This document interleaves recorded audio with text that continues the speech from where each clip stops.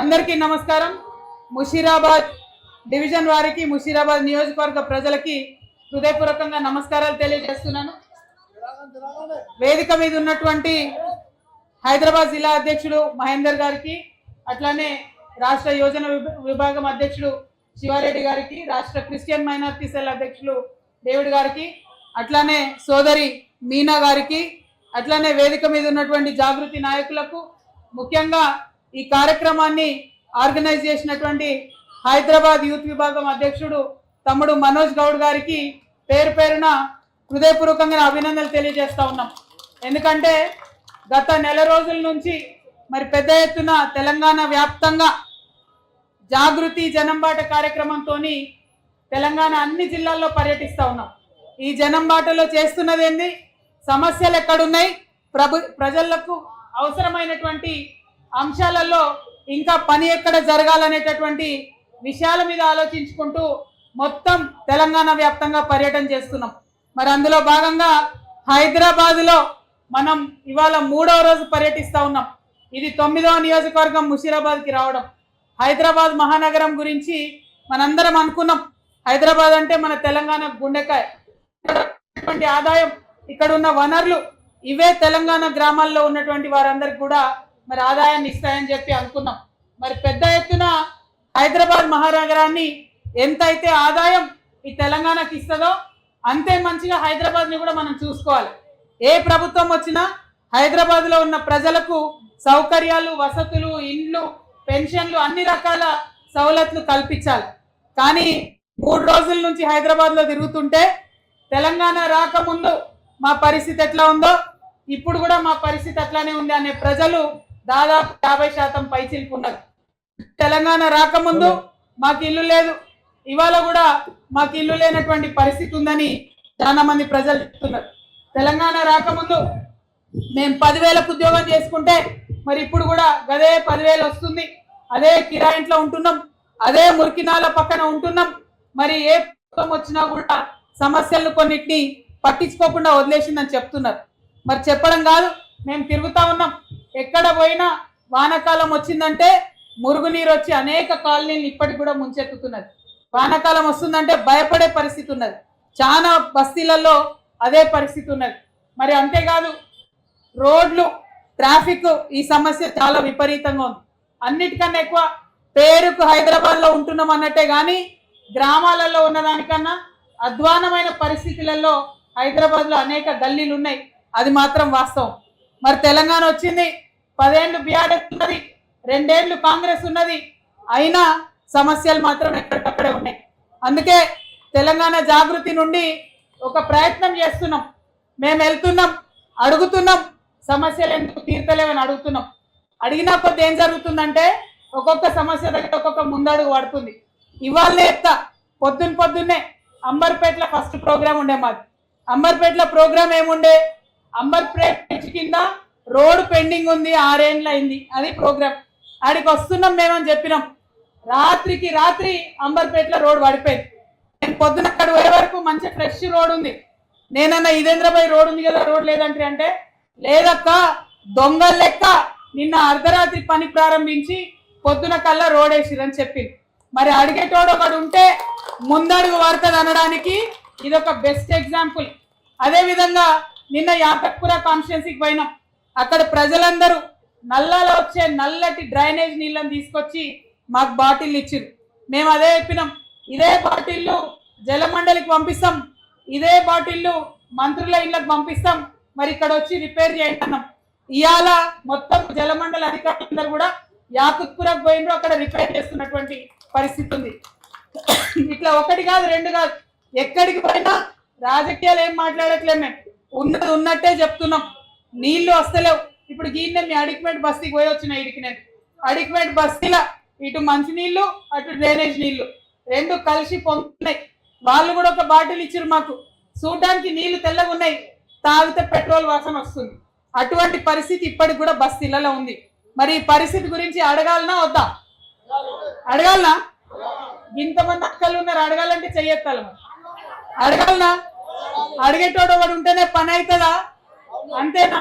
అదే పనిలో నేను తిరుగుతున్నా, తెలంగాణ అంతా తిరుగుతున్నా। మరి మన ఆడవాళ్లకు రేషన్ ఎక్కువ ఉంటది, ఉన్నది ఉన్నట్టు చెప్తారు, అవునా? అంతేనా? నేను కూడా అదే చెప్తున్నా. నేను ఇప్పుడు బీఆర్ఎస్ పార్టీలో లేను, నన్ను తీసి నడి రోడ్డు మీద వారేసిరు. 20 ఏళ్ళు బీఆర్ఎస్ పార్టీలో పనిచేస్తే 20 ఏళ్ళు తెలంగాణ కోసం కొట్లాడితే నన్ను తీసి అలా రోడ్డు మీద వేసిరు, రామ్నగర్ చౌరస్తాలు వేసిరు.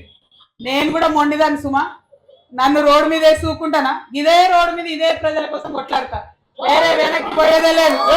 అందుకే ఏదైతే 20 ఏళ్ల నుండి జాగృతి సంస్థతోని బతుకమ్మ పెట్టుకొని ఊరూరికి తిరిగి తెలంగాణ కోసం ఎట్లయితే కొట్లాడినో, ఇప్పుడు పేద ప్రజల సమస్యలు ఈ అక్కలు బోనాలు ఎత్తుకున్నట్టు ఎత్తుకున్నా మనందరికీ ఇండ్లు వచ్చే వరకు ఆగేది లేదు, మనందరికి మంచి చదువులు వచ్చే వరకు ఆగేది లేదు, మనకు ఉద్యోగాలు వచ్చే వరకు ఆగేది లేదు.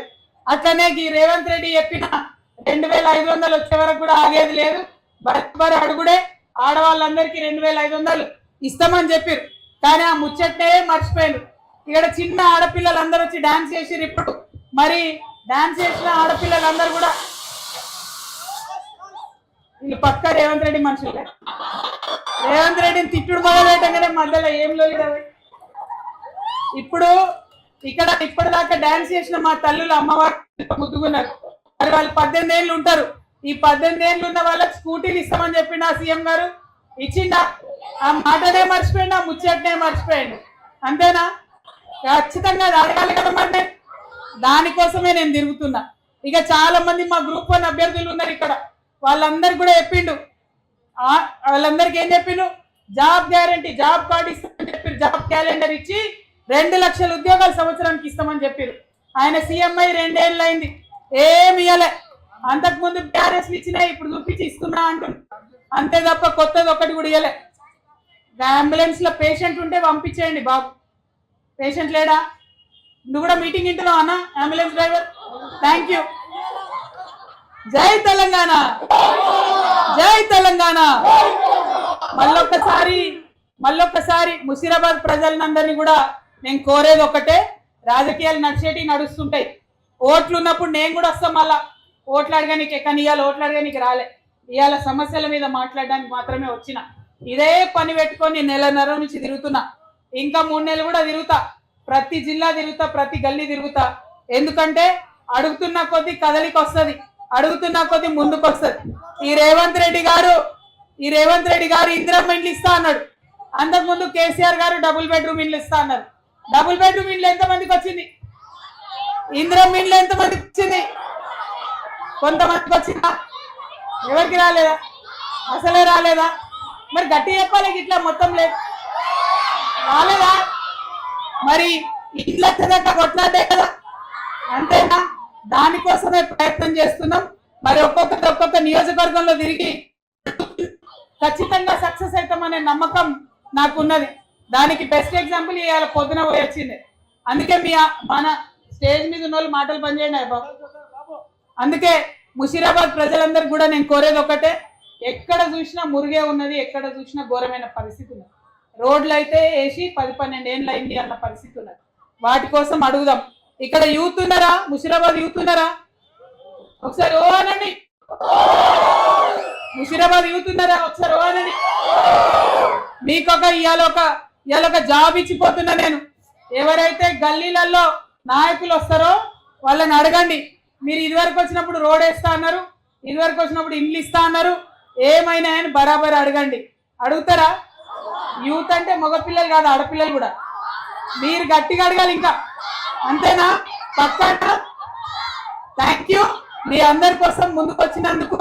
మరి తమ్ముడు మనోజ్ గారు గుర్రాలతోని, ఒంటెలతోని, బోనాలతోని, బతుకమ్మలతోని అద్భుతంగా ఒక వేడుకలాగా, ఒక పండగలాగా, ఒక జాతరలాగా మన జాగృతి యొక్క యాత్రని ముందుకు తీసుకొచ్చినందుకు ప్రత్యేకించి మళ్ళీ అభినందనలు తెలియజేస్తూ, మరి ఈ సమస్యల పరిష్కారంలో మీతో నేనుంటా, నాకు కూడా మీ ఆశీర్వాదం, మీ అండ ఉండాలని మనస్ఫూర్తిగా కోరుకుంటున్నాను.